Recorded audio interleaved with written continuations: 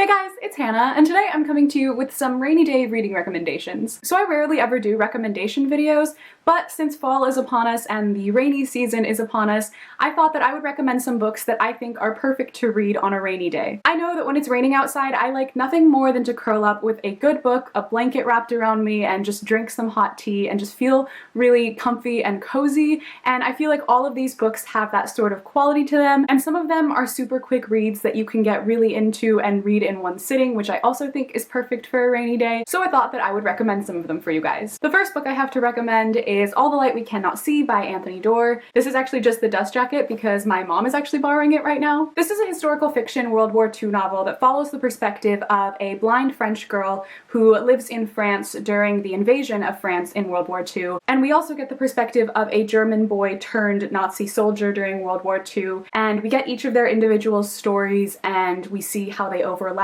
And it's about so much more than just that. That's just the surface level of it, but I don't really want to give you anything else because it would spoil everything. But this is genuinely one of the most beautiful stories I've ever read. The writing in this book is just so engaging, you don't want to stop reading. The plot for this one moves a little bit slower, but that's something I personally really liked about it. I feel like it allows you to get more involved in the story, and that was one quality I really enjoyed with this. And the characters in this were my favorite part. They were so flawed and complex, and they went through so much development, which is something that I always love in a book. This is just one of those stories you can get really invested into, which is why I think it's perfect for a rainy day. If you just want to feel really cozy, if you want to cry a little bit, this one is also a great one for that. So if it's like a rainy day where you're in a somber, melancholy type of mood, I feel like this one would be the perfect book to pick up for then. So the next book I have to recommend is another book along the same lines of All the Light We Cannot See. It's also historical fiction, but this time it's YA, and that is Nora and Kettle by Lauren Nicole Taylor. This book is set in 1953 post-Japanese internment in the US,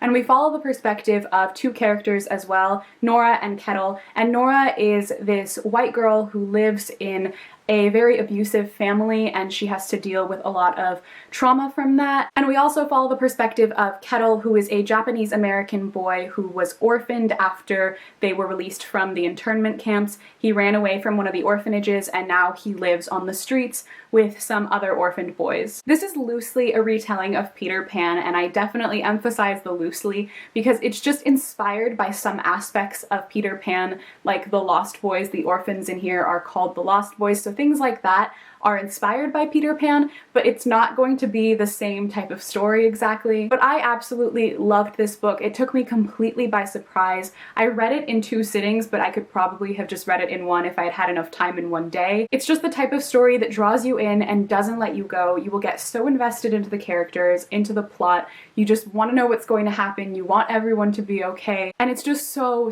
beautiful. The historical setting I also think is really important because I feel like in a lot of YA you don't really hear a lot about Japanese internment or even what happened to the kids post-Japanese internment. So I think that it's a very important topic that this covers as well. This also covers topics like abuse as well, which I mentioned earlier, which is again another topic that I think deserves discussion and representation. But this is the perfect rainy day read for me because, like I said, it's just the type of story that will completely captivate you. And I just think that it's so lovely, and I don't feel like enough people have read this book or heard of it, which is why it is definitely on my list of recommendations. The next book on my list is actually the first book in a duology, and that is Six of Crows by Leigh Bardugo. This is a fairly popular book, so many of you have probably already heard of it. I've also talked about it on my channel before, but in case you haven't, Six of Crows takes place in the Grishaverse, which is like this fictional version of Russia. It's based off of some Russian mythology, and in this we follow 6 characters who are all part of this gang, essentially, called the Dregs, and they get commissioned to do this heist. And I'm not going to go too much into that, obviously, because that reveals spoilers, but we basically just follow their perspectives, and it's just so good. This is genuinely one of the best YA fantasy novels I have ever read. The characters are what makes this book so great. The plot on itself probably couldn't stand up without the characters, but the characters definitely bring it up and make it a lot more interesting. And then the characters could definitely stand on their own because they're just so fantastic. You will get involved in every single one of their lives and you will want all of them to be okay. They're just all my precious children and I want all of them to be happy. But for me, this is the perfect book to read on a rainy day because you just go on this adventure with all of these characters whom you love, and it's just so entertaining and so much fun to read. So if you really just want to fall in love with some great characters, then this is definitely my recommendation for that type of rainy day. The next book on my list is one I actually haven't talked about for a while now, and that is Station 11 by Emily St. John Mandel. This is a post-apocalyptic novel that takes place in a time where humanity has essentially been wiped out by this flu, so there are very few human beings left alive. And we follow this theater troupe that travels around to the remaining settlements that still exist and performs Shakespeare for them. We also get different perspectives in this story from other characters prior to when the flu wiped everybody out. So there's a lot of dimension to this, and there's a lot of time jumps, so it can get kind of confusing at times, but this story is so much more than what it seems to be on the surface. It's about love, about humanity, what it means to be alive, just all of these philosophical questions that are kind of lying underneath the surface of everything else that happens. It's definitely the type of book that will make you think, which is why I really enjoyed it. Sometimes on a rainy day, I just want to sit down and sink my teeth into something that really makes me change my perception on something, and this is definitely that type of book, which is why I think it would be perfect for a rainy day read. So the next 3 books on my list are 3 of my all-time favorite books, and the first one I want to talk about is Aristotle and Dante Discover the Secrets of the Universe by Benjamin Eliot-Sands. This, like I said, is one of my all-time favorite books. It is my favorite YA contemporary I've ever read. It has one of the best romances I've ever read.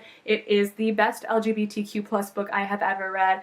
I just love everything about this book. This book is about these 2 boys who live in El Paso, Texas in the 80s, and it follows the story, we follow the perspective of the main character, Aristotle, and he is a teenage boy who is just trying to figure life out. It's very much a coming of age story. He has a lot of trouble with himself, he has a lot of trouble with his family, with finding friends. He's kind of a loner. And then he meets Dante, and the 2 instantly click and become really fast friends, and then their relationship evolves and his relationship with his family evolves, and it's just one of the most beautiful stories I have ever read. Aside from this being one of my favorite books, I think it is perfect for a rainy day. First, because it's very short. The writing is very simplistic, but also very beautiful, so you can just eat it up and read it so quickly. And the other thing is that rain actually plays a really big part in this story, so I think that it would be absolutely perfect to pick up on a rainy day,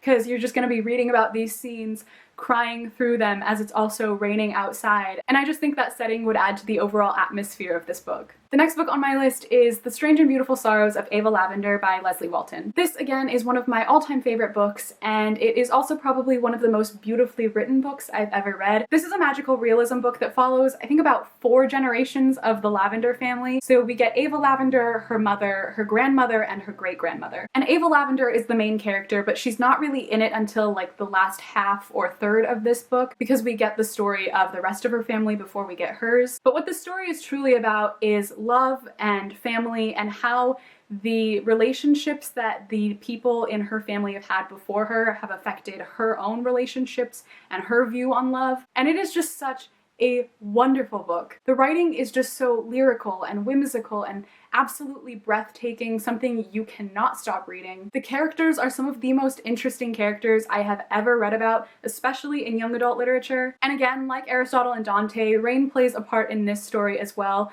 which is part of the reason I included it on this list. But overall, this is definitely the type of book you can just sit down and read in one sitting. It's a very cozy type of book. It's a very emotional book, but it just has such a unique quality to it that I've never seen in any other book, and I just absolutely love it. If you like anything magical, then I think that you would really enjoy this one. And the last book on my list probably won't come as a surprise to many of you, because I can't make a recommendations video and not include this book on it, but that is The Night Circus by Erin Morgenstern. So I've mentioned this several times throughout this video, but on a rainy day and just in general, I really like whimsical, beautiful writing. I really like characters that just get you so invested and that you can fall in love with, and a plot that just keeps you reading. And this book has literally all of that. If you don't know the general plot of The Night Circus because you haven't watched any of my other videos, because I mention it in like every video, it is basically about this magical circus that serves as a venue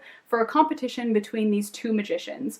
And that's really all I ever say about what the plot is about, because it's a lot more complex than that, and anything else kind of just gives things away, and I want everyone to read this and experience it without knowing a thing and just seeing everything unfold for themselves and falling in love, because that is the way to read this. It's just so beautiful. This book is so atmospheric. It incites every single one of your senses, and I think it's something that you have to be really invested into to fully appreciate, but that's not hard to do because, like I said, this book just captivates you and draws you in and doesn't let you go. The characters are one of my favorite parts of this book. They're so flawed. I hate to love them, but they're just so interesting, and you can't help but get invested into what they're doing and what's going to happen to them. And like I said before, the whimsical atmosphere of this is just one of the other best parts. It is unlike any other book in the way that it has made me vividly be able to imagine some of the things that are happening in here and some of the settings. So I've pretty much talked this book to death, but I couldn't not include it on this list because I think this is hands down, if you were going to read any of these books on a rainy day,